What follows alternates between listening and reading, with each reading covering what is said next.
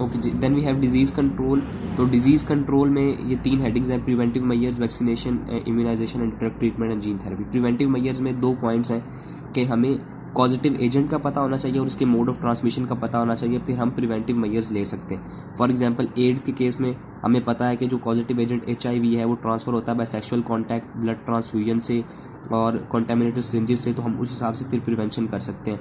Hepatitis के case में we know कि ये स्प्रेड करता है through blood transfusion by contaminated syringes, surgical instruments, तो हम फिर उस हिसाब से इसकी प्रिवेंशन करते हैं। वैक्सीनेशन इम्यूनाइजेशन में यहाँ कोई ऐसी खास बात लिखी नहीं है, बट हमें पता होना चाहिए वैक्सीनेशन इम्यूनाइजेशन में हम किसी भी डिजीज़ के अगेंस्ट रेजिस्टेंस पैदा करते हैं उसी डिजीज़ का जो ऑर्गेनिज्म है उसकी वीकेंड या डेड फॉर्म इस्तेमाल करके। ठीक है, हम जो ऑर्गेनिज्म डिजीज़ कॉज कर रहा है उसको वीक फॉर्म में या डेड फॉर्म में इस्तेमाल करेंगे तो उसके अगेंस्ट रेजिस्टेंस पैदा हो जाएगी। जो फर्स्ट टाइम वैक्सीनेशन प्रोड्यूस की थी that was by Edward Jenner in 1796। इन्होंने स्मॉल पॉक्स के अगेंस्ट रेजिस्टेंस पैदा की थी by using cow pox material. And इसके अलावा देर आर सम कुछ यहाँ लिखा हुआ है कि स्मॉल पॉक्स के बारे में कहा जाता है कि it has been eradicated by immunisation, और एड्स के अगेंस्ट वैक्सीनेशन प्रोड्यूस की जा रही है। Then we have drug treatment and gene therapy. तो इसमें द पहली heading will be regarding the bacterial diseases. Bacterial disease को हम ट्रीट करेंगे बाय एंटीबायोटिक्स।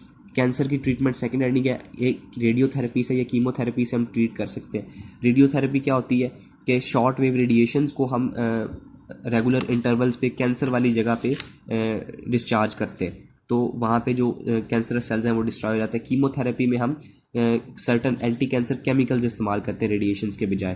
तो कीमोथेरेपी जो है ये अब नॉन सेलेक्टिव है, ये बहुत सारे नॉर्मल सेल्स को भी किल कर सकती है कैंसर सेल के साथ साथ। Then there is gene therapy. Gene therapy क्या है कि it consist of isolating the normal gene and inserting it into the host through the bone marrow.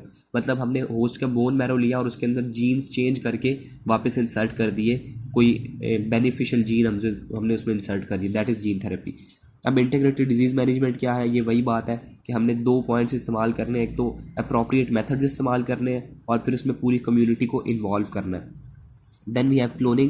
Cloning क्या is the production of identical offsprings using asexual reproduction, और it is for obtaining eugenic aims के selective breeding के हम इस aims को obtain करते हैं इसके ज़रिए। Clone क्या है? Clone is defined as a cell or individual and all its asexually produced offspring.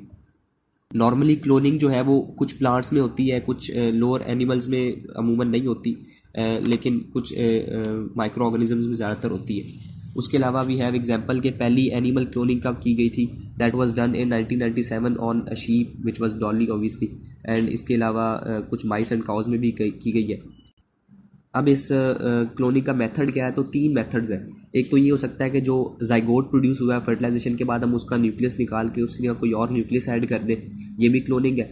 ऐसा हो सकता है दूसरा मेथड में कि एग जो है वो डिवाइड कर जाए इनटू 2 और फिर ये दोनों एग्स जो है इनकी फर्टिलाइजेशन हो, तो इससे भी 2 जाइगोट बनेंगे, ये भी क्लोनिंग है। इसके अलावा अगर फर्टिलाइजेशन फॉर एग्जांपल हो गई है, जाइगोट बन गया, एम्ब्रियो वो डिवाइड हो रहा है और वो इनटू 2 एम्ब्रियोज डिवाइड कर जाता है, या जाइगोट 2 जाइगोट्स में डिवाइड कर जाता है, तो उससे भी क्लोनिंग हो सकती है। ये 3 मेथड्स हैं। देन हम इस क्लोनिंग को इस्तेमाल करें for commercial production, commercial valuable animals like horses, कुछ बुल्स वगैरह को हम प्रोड्यूस करने के लिए इस्तेमाल कर रहे हैं। एंड इसके अलावा ह्यूमन एम्ब्रियो की क्लोनिंग के रिगार्डिंग देयर इज़ कंट्रोवर्सी कि इसको किया जाना चाहिए या नहीं किया जाना चाहिए, तो मॉरल एंड सोशल हिंड्रेंसेस है इसमें।